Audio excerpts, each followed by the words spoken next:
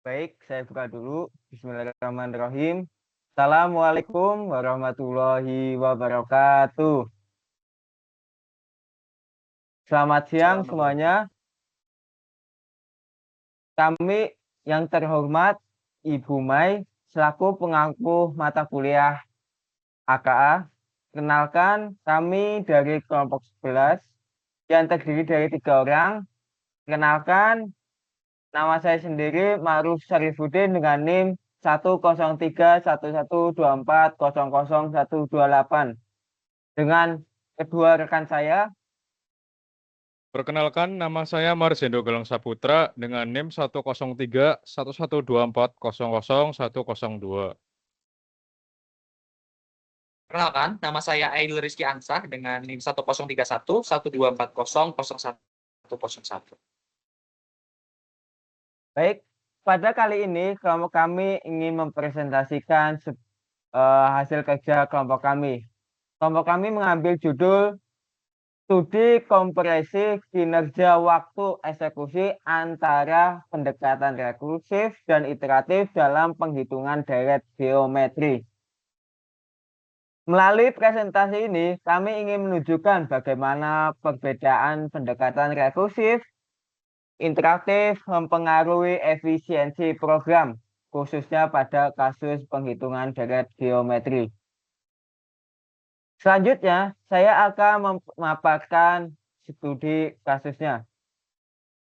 Studi kasus yang kami angkat adalah penghitungan deret geometri, karena deret ini memiliki sifat matematis yang secara alami dapat diselesaikan menggunakan pendekatan rekursif. Namun, juga dapat diimplementasikan secara iteratif yang lebih terkontrol. Kedua program tersebut kemudian diuji menggunakan beberapa nilai input ataupun jumlah suku untuk mengukur dan membandingkan waktu eksekusi masing-masing pendekatan. Melalui perbandingan ini, kami ingin melihat bagaimana pengaruh overhead pengambilan fungsi pada metode rekursif dan sejauh mana pendekatan iteratif dapat memberikan efisiensi waktu yang lebih baik dalam menyelesaikan penghitungan deret geometri. Hasil dari studi kasus ini diharapkan dapat memberikan gambaran yang lebih jelas mengenai pendekatan mana yang lebih optimal untuk digunakan, khususnya ketika menghadapi input yang ukuran yang semakin besar. Mungkin agar lebih jelasnya akan dijelaskan selanjutnya oleh rekan saya. Saya persilahkan. Mungkin bisa dibuka kodenya, Mas Aidil.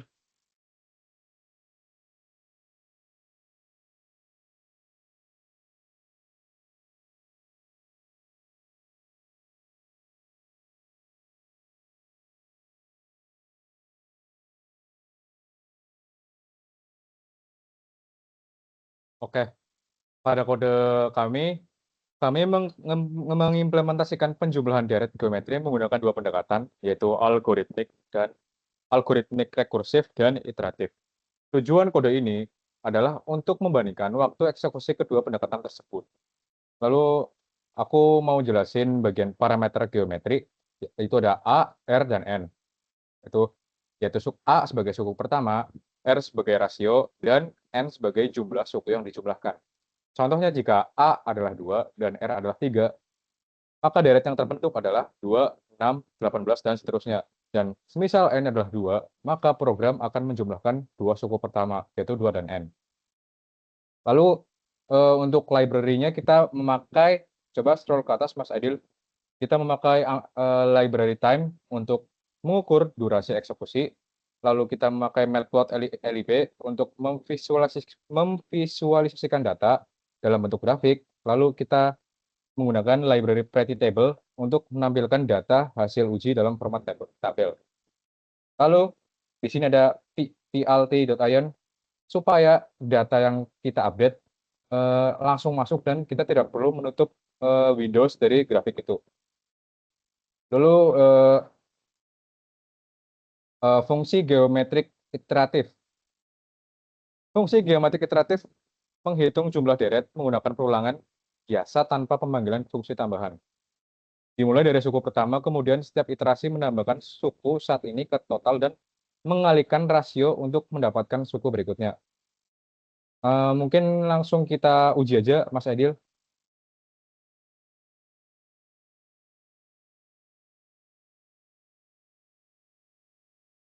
Bisa di reset dulu ya, di clear dulu.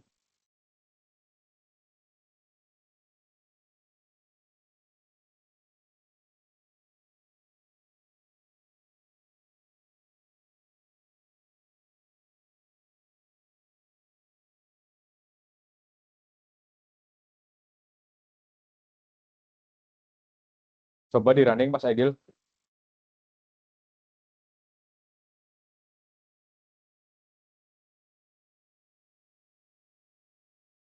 Kita input 2, 5, 10, dan 20.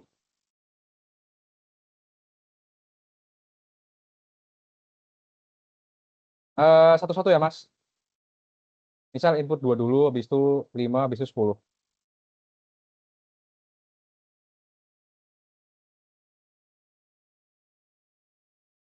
20. Terus -1 supaya berhenti programnya. Berapa? Input -1. -1, Mas, -1. Nah, coba lihat di bagian tabel dulu ya, Mas. Di bagian tabel. Scroll.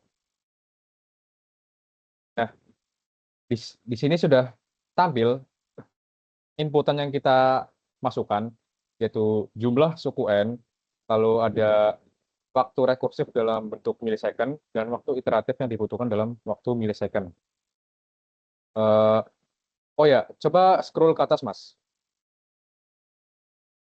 Scroll ke atas.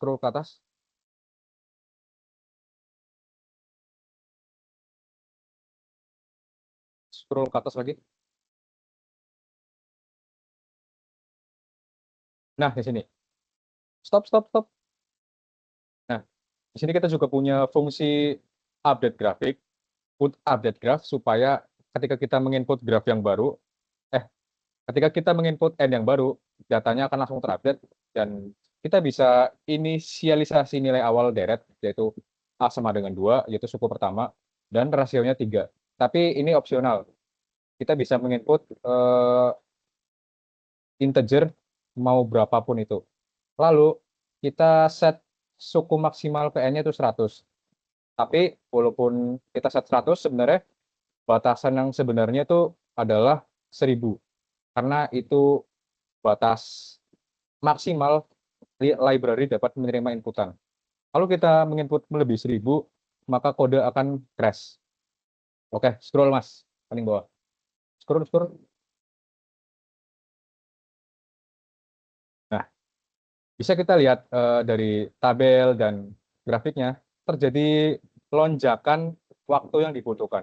Mungkin dari data hasil ini bakal dijelaskan sama rekan kami, yaitu Aidil.